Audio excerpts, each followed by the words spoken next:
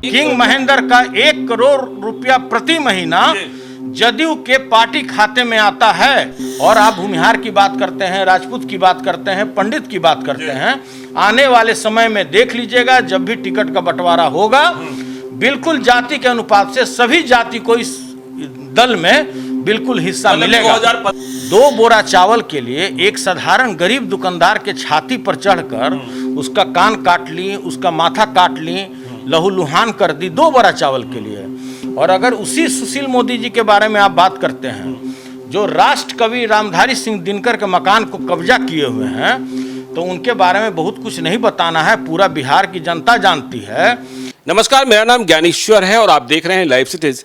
मेरे साथ हैं बिहार विधान परिषद के सदस्य सुनील कुमार सिंह, लालू परिवार के बेहद करीबी और राष्ट्रीय जनता दल के ट्रेजरर भी, मतलब खजांची भी। सुनील कुमार सिंह जी, स्वागत है आपका। धन्यवाद धन्यवाद। सुनील जी, आजकल आप रणनीतिकार हैं, आरजेडी के चुनावी रणनीतिकार हैं, लेकिन ये कौन सी रणनीति है कि आपके यहाँ से लोग भागे जा रहे हैं और आप किसी को ला नहीं पा रहे हैं, भागे ही जा रहे हैं? जदयू कैसे आप पर हावी होता जा रहा है, आज फिर से भोला राय जा रहे हैं, कैसे बचाएंगे पार्टी को, कैसे लड़ेंगे चुनाव आप?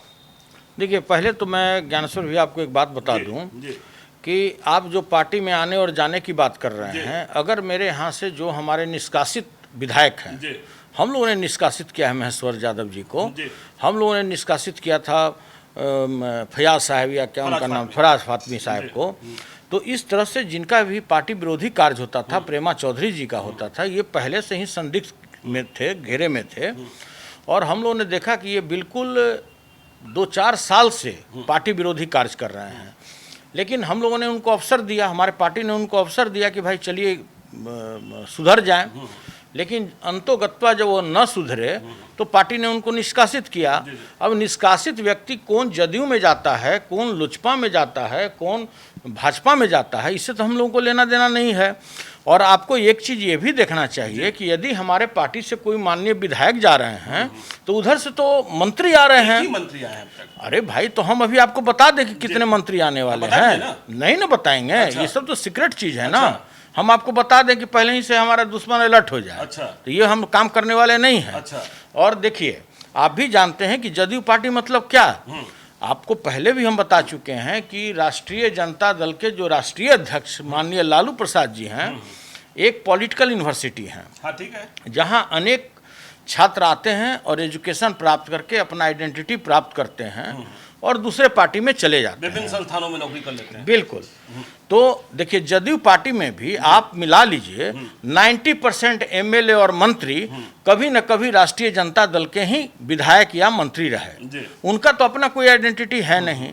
अगर हमारे यहाँ से 2-4-5 आदमी इस तरह के, जो हम कचड़ा भी कह सकते हैं, अगर न निकले, जो बरसाती मेढक है, तो उनका पार्टी में तो भाई चुनाव लड़ने वाला ही आदमी नहीं मिलेगा। सुनील जी, आपके ही जवाब से हम सवाल उठाते हैं। आपने कहा कि जो दल विरोधी लोग थे उनको हमने निष्कासित कर दिया, या जो कचरा थे वो चले गए। कुछ कचरा अब भी बचा है क्या? जाने वाले हैं कि अंतिम समय में आप कहेंगे कि हम दल विरोधी ये थे, निष्कासित कर रहे हैं? देखिए, पूर्व का भी आप देख लीजिए, पूर्व में भी ऐसा देखा गया है कि जब भी चुनाव आता है तो इस तरह के दुखी आत्मा कुछ उधर जाते हैं, कुछ इधर जाते हैं। तो ये तो सावन का महीना है, मेढक आएंगे मेढक जाएंगे, कोई नई बात नहीं है। अच्छा। ये हर एक पार्टी में होता है और हर एक इलेक्शन में देखा गया है। तो जो आदमी स्वार्थ बस आते हैं, उनको पार्टी से कोई लेना देना नहीं है, वो इस तरह का कार्य करते हैं। लेकिन यही कारण रहा, आज जो देख रहे हैं, जैसे आपने सवाल किया है कि आपके यहाँ क्यों विधायक नहीं आ रहे हैं, क्यों नहीं मंत्री आ रहे हैं, तो इसका मुख्य कारण यह है कि राष्ट्रीय जनता दल के राष्ट्रीय अध्यक्ष और माननीय तेजस्वी यादव जी ने स्पष्ट कहा है कि मेरे पार्टी में मैं उन्हीं को टिकट दूंगा जो जिनका खून पसीना और सारा परिश्रम इस पार्टी के लिए लगा हुआ है, जो 10-15 साल से कार्यकर्ता के रूप में मेरे पार्टी में काम कर रहे हैं। हम जो दूसरे पार्टी से कूद फान करके आने वाले जो माननीय विधायक और मंत्री हैं, जो किसी कारणवश मेरे यहाँ आ गए हैं, तो उन पर हम लोग बहुत विचार करने वाले नहीं। आप कह रहे हैं कूद फांद की बात कर रहे हैं, लेकिन आरोप तो ये लग रहा है कि आरजेडी में टिकट बिक रहा है और कीमत अब 10 लाख 15 लाख नहीं 1 करोड़ रुपए हो गई है। तो ये आरजेडी में तो आरोप ये लग रहा है, इसका क्या जवाब है? विरोधी तो ये आरोप लगा रहे हैं कि हम तो टिकट नहीं बेचते, जदयू का रहा है हम टिकट नहीं बेचते हैं, भाजपा कर रही है हम टिकट नहीं बेचते हैं, लेकिन आरजेडी में टिकट बिकता है। इसका क्या जवाब है? देखिए, हम तो इसमें स्पष्ट आपको ये कहना चाहते हैं कि कोई व्यक्ति अपना दाढ़ी बढ़ा ले, मुंह मलिन कर ले, समाजवाद का चेहरा बना ले, तो इससे बहुत बड़ा वो सत हरिश्चंद्र नहीं हो सकता। अच्छा। पूरे बिहार के लोग जानते हैं कि आरसीपी टैक्स मतलब क्या होता है। वो एक तो वो अलग बात है। आप टिकट बेचने और खरीदने की बात करते हैं, जो भी व्यक्ति, मैंने भी देखा है 2 रोज पहले किसी ने बयान दिया है, तो आप उन्हीं से बोलिए कि उन्हीं से पूछ लीजिए कि जब आप कान में बात करते थे तो आप अभी तक क्यों नहीं टिकट ले पाए। अच्छा। जब अगर पैसे पर खरीद बिक्री होना होता है तो आप क्यों नहीं खरीद लिए। ठीक है। और जो व्यक्ति इस तरह का आरोप लगाते हैं, जो पार्टी इस तरह का आरोप लगाता है, हम उनसे ओपन चैलेंज के साथ पूछना चाहते हैं कि किंग महेंद्र किस मठ के शंकराचार्य हैं। ठीक है, के बारे में आप बात कर रहे हैं। बिल्कुल जी। आपको मैं डेटा निकाल कर देने के लिए तैयार हूं। 1 करोड़ रुपया प्रति महीना किंग महेंद्र का 1 करोड़ रुपया प्रति महीना जदयू के पार्टी खाते में आता है। अच्छा। और यह सिलसिला 6 साल तक चलता है। मतलब 72 करोड़ रुपया। मतलब एक कार्यकाल में 72 करोड़। एक राज्यसभा के मेंबर बनाने के लिए एक व्यक्ति से 72 करोड़ रुपया वसूला जाता है। एक एग्जाम्पल है। अच्छा। इसके अतिरिक्त अच्छा, मैं आपको इसका क्या प्रमाण आप दे सकते हैं सुनील जी? ये बहुत बड़ा आरोप लगा रहे हैं। मेरे पास तो जो चुनाव आयोग में जो ये लोग रिटर्न जमा करता है उसका भी कागज है। मतलब आप कह रहे हैं कि ये व्हाइट में 1 करोड़ रुपए हर महीने बिल्कुल। अच्छा। व्हाइट में उनके अकाउंट में प्रत्येक महीना किंग महेंद्र का 1 करोड़ रुपया जाता है। अच्छा। 1 करोड़ मतलब 7 शून्य। हाँ बिल्कुल, कंफ्यूज मत होइएगा। 1 करोड़ मतलब 7 शून्य। और इसमें किसी को चौंकने का जरूरत नहीं है। जो भी बुद्धिजीवी हैं, बिहार के लोग हैं, कृपया उनका रिटर्न निकाल कर देख लें। तो आप कह रहे हैं कि जदयू ने एक राज्यसभा की सीट किंग महेंद्र से 72 करोड़ रुपए में डील करी? अरे भाई, लिखतम क्या आगे बकतम क्या। अच्छा। हम तो लिखित बात कर रहे हैं ना। अच्छा। आप पता लगा लीजिए कि चुनाव आयोग में जो पार्टी का रिटर्न जमा हुआ है उसमें ऐसा शो है कि नहीं। हर महीने 1 करोड़ रुपया। हर महीने 1 करोड़ रुपया। अच्छा। और आप साहब क्या बात कर रहे हैं। आप दूसरे पर आरोप लगाते हैं। आपका पूरा शरीर मलिन है। अच्छा। आप हर एक जगह फिसड्डी साबित हुए। और दूसरे पर आप आरोप लगा देते हैं। चलिए, ये टिकट की बिक्री की बात हो गई, लेकिन अब आगे बताइए। राघोपुर से अब भोला राय भी भाग गए। तेजस्वी यादव को चुनाव कौन जिताएगा वहां? भोला राय जैसे सैकड़ों कार्यकर्ता आज भी राघोपुर जैसे विधानसभा में हैं। जिस तरह से हमारे जैसे लोग पूरे बिहार में सैकड़ों लोग हैं इस पार्टी में कार्यकर्ता के रूप में, उसी तरह से भोला राय भी, हमारे समझ से भोला राय भी वैसे सैकड़ों कार्यकर्ता उस पार्टी में भरे हुए हैं। और एक भोला राय जिनका उम्र लगभग 80 वर्ष से ऊपर है, उनको शायद ये भी याद नहीं रहता है कि हमारा घर किधर है। अब भी लाठी ठोकते हैं। लेकिन अरे, लाठी ठोकने का मतलब थोड़े है, वही लाठी है तो प्रमाण है कि उनका उम्र कितना हो गया। लाठी कब मिलता है हाथ में? अच्छा। जब आपका उम्र अधिक हो गया, आप अपने सहारे उठ नहीं सकते, बैठ नहीं सकते, तब लाठी का सहारा लेना होता है। तो अगर भोला राय जैसे लोग, पंछी लाल राय जैसे लोग, जिनका कोई आइडेंटिटी नहीं था, उसको लालू यादव ने एमएलसी बनाया, एमएलसी बना के उनको एक आइडेंटिटी दिया, और उसके बाद भी अगर किसी कारणवश, लोहवश अगर राष्ट्रीय जनता दल को छोड़े तो ये उनका दुर्भाग्य है इस चौथे पन में। अच्छा Sunil ji, A to Z की बात कर रही है आपकी पार्टी कि हम सबको देंगे, लेकिन जो आपके यहाँ A to Z के प्रतिनिधित्व कर रहे थे ब्रह्म बाबा, रघुवंश बाबू, वे भी अब आपके साथ रहने को तैयार नहीं। आप छोड़िए ना, आप कह रहे हैं ब्राह्मण को देंगे, भूमिहार को देंगे, लेकिन जो है उनको ही नहीं बचा पा रहे हैं। देखिए, पहले तो माननीय लालू प्रसाद जी ने पूरे समाज को बताया कि जो लोग हमारे ऊपर जाति का ठप्पा लगाते हैं उनको बताने का उन्होंने भरपूर प्रयास किया कि एडी सिंह भूमिहार राज्यसभा भेजे, मनोज झा जी पंडित उन्होंने राज्यसभा भेजा। जब 3 एमएलसी का बात आया तो 3 एमएलसी में एक राजपूत को उन्होंने सुनील कुमार सिंह को एमएलसी बनाया। और इससे बड़ा एग्जाम्पल क्या हो सकता है A to Z का, कि जिस पार्टी के राज्य के अध्यक्ष राजपूत हो, जिसके कोषाध्यक्ष राजपूत हो, तो इससे बड़ा उदाहरण क्या हो सकता है? तो मतलब ब्राह्मण भूमिहार को भी टिकट देने जा रही है राजन इस बार? बिल्कुल देगी। और आप देखिए, हमारे तेजस्वी यादव जी ने लगातार, जब भी उनका बयान आया कि हम बिल्कुल जो व्यक्ति अपने बल बदौलत जिनका कार्य पार्टी के प्रति बिल्कुल समर्पण भाव से रहा है, हम टिकट उसी को देंगे, चाहे वो किसी जाति का हो, और जिस जाति का जिस समीकरण के आधार पर जो सीट बनता है उसको निश्चित रूप से हक मिलेगा। हमें भी ये बात का विश्वास है। और आप भूमिहार की बात करते हैं, राजपूत की बात करते हैं, पंडित की बात करते हैं, आने वाले समय में देख लीजिएगा जब भी टिकट का बंटवारा होगा, बिल्कुल जाति के अनुपात से सभी जाति को इस दल में बिल्कुल हिस्सा मिलेगा। 2015 में आपने यदि किसी भूमिहार को टिकट नहीं दिया था तो 2020 में आप भूल सुधार कर लेंगे। अरे उसके पहले तो आपको राज्यसभा भेजा गया।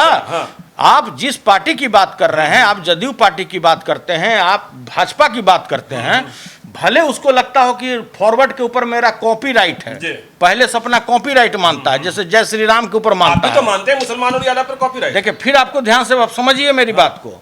आप जिस तरह से फॉरवर्ड को अपना कॉपीराइट मानते हैं, लेकिन आप एक इंस्टांस बताइए कि आपने किस राजपूत को एमएलसी बनाया, किस राजपूत को आप इधर हाल के दिनों में आपने राज्यसभा बनाया, किस भूमिहार को बनाया और किस पंडित को। अरे भाई हम भाजपा की बात कर रहे हैं।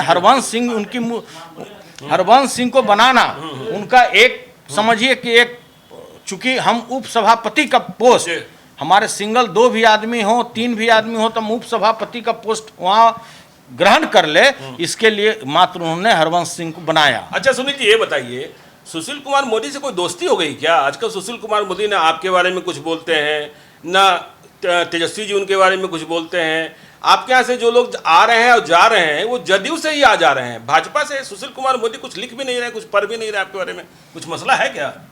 सुशील मोदी जी जो हमारे डिप्टी सीएम हैं उन्हीं के बारे में लगता है बोल रहे हैं। डिप्टी सीएम हैं तो हाँ, जिनकी हाल में ही उनकी जो प्रिय मुंह बोली जो बहन रेखा मोदी हैं, 2 बोरिया चावल के लिए मुंह बोली बहन नहीं है उनसे तो जो नहीं आप गलतफहमी है। आप लोग एक टेबल पर अंदर खाते हैं, बाहर में आप दिखाते हैं।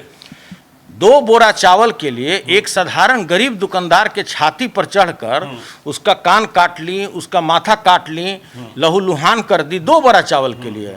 और अगर उसी सुशील मोदी जी के बारे में आप बात करते हैं जो राष्ट्र कवि रामधारी सिंह दिनकर के मकान को कब्जा किए हुए हैं, तो उनके बारे में बहुत कुछ नहीं बताना है। पूरा बिहार की जनता जानती है कि वो भाजपा का कम और जदयू पार्टी का प्रवक्ता राष्ट्रीय स्तर पर ज़्यादा हैं। उनका काम ही है नीतीश जी की चाटुकारिता करते हुए यह पोस्ट बचाना और भाजपा में अपना पैरवीदारी करना। चलिए ठीक है, नीतीश जी की चाटुकारिता की आप बात करें, चिराग पासवान को कितना सम्मान दे रहे हैं और कितना स्नेह दे रहे हैं, कुछ बात बनती है क्या? चिराग पासवान जी तो भाई जिस तरह से माननीय नीतीश कुमार जी बिहार के मुख्यमंत्री दलितों का शोषण किए, जीतन राम मांझी को मुख्यमंत्री बना दिए कि इसके आड़ में हम सारा काम अपना जितना भी मेरा कुकर्म है उसको हम साफ कर लें। ठीक है, एक स्थिति आया कि उनको ऐसा महसूस हुआ कि नहीं हमारा काम बनने वाला नहीं है इससे, इनको भी लगने लगा कि हम भी मुख्यमंत्री हैं, तो उनके पीठ में ही छुरा भोंक दिए, उसको गद्दी से लात मार के उतार दिए जीतन राम मांझी जी को। मांझी भी तो दलित समाज से आते थे। तेजस्वी और चिराग भाई भाई हो सकते हैं क्या? अरे भाई वही तो हम बताने जा रहे हैं। तो भाई कहीं ना कहीं चिराग पासवान भी तो अपने समाज के राष्ट्रीय अध्यक्ष हैं, अपने पार्टी के राष्ट्रीय अध्यक्ष हैं, उनका भी एक समाज है जिसके एक छत्र नेता हैं। तो उनको जब जीतन राम मांझी का उन्होंने ये दुर्दशा देखा, जब श्याम रजक जो रजक समाज के सबसे बड़े लीडर हैं, जिनका पूरा भरपूर उपयोग करके माननीय मुख्यमंत्री जी पूरा लाभ उठाए चुनाव में और उनको भी दूध की मक्खी की तरफ बिक दिए, उसके बाद यही सब तो दशा वो देख रहे हैं कि मेरा क्या हर्ष होने वाला है। अच्छा। इसके बाद वो देख रहे हैं कि जिस तरह से नीतीश कुमार जी का चेहरा पूरे बिहार के जनता के बीच में मलिन हो चुका है, उस पर हम लोग चुनाव जीतने वाले नहीं हैं। यही तो उसकी लड़ाई है। अच्छा। हमसे क्या मतलब है? अच्छा। पहले तो उन्हीं से वो लोग निपटे। तेजस्वी और चिराग का मुद्दा बिहार का मुद्दा है, आप कहना चाह रहे हैं? नहीं, बिल्कुल नहीं। अच्छा। तेजस्वी जी का अपना मुद्दा है, जो बेरोजगारी के बारे में, जो युवा वर्ग के बारे में। बिहार फर्स्ट की बात कर रहे हैं। अरे भाई बिहार फर्स्ट की बात करें तो नीतीश जी से न करेंगे। अच्छा, हाँ। नीतीश जी के हर एक कार्यकलाप से बिल्कुल पूरे बिहार की जनता संतुष्ट है, जिस तरह से चिराग पासवान। चलिए आखिरी में कितनी सीटें बिहार में आप देते हैं राजद को, जब चुनाव आज की तारीख में? देखिए ये ऊपर के लीडर का बात है। हाँ। इसमें हमारा कोई सरकार बनती है, सरकार बनती है, सरकार बनने को कोई रोक सकता है? अच्छा। आदरणीय तेजस्वी जी को बिहार का मुख्यमंत्री बनने से कोई रोक सकता है क्या? अच्छा। जिस तरह से माननीय नीतीश कुमार जी ने ठगी किया है पूरे बिहार के साथ, शिक्षा में, स्वास्थ्य में, आपको बेरोजगारी में, और जिस तरह से ये ढकोसलाबाजी कल अखबारों में चला, विज्ञापन में चला, होर्डिंग में चला, ये तो आने वाली समय में जनता इंतजार कर रही है। चलिए, बहुत बहुत धन्यवाद सुनील जी, फिर से जुड़ेंगे आपके साथ। तो चुनाव आ ही गया है और आप राजद के सब कुछ हैं, रणनीतिकार भी हैं, खजांची भी हैं, देखना है क्या क्या करते हैं आप, क्या कमाल खिलाते हैं। तो बने रहिए लाइव स्ट्रीम के साथ। तो अब तक यदि आपने हमारे यूट्यूब चैनल को सब्सक्राइब नहीं किया तो जरूर कर लीजिएगा, और यदि इस वीडियो को फेसबुक के माध्यम से देख रहे हैं तो पेज को लाइक कीजिएगा, ट्विटर पर भी हमें फॉलो कीजिए। धन्यवाद।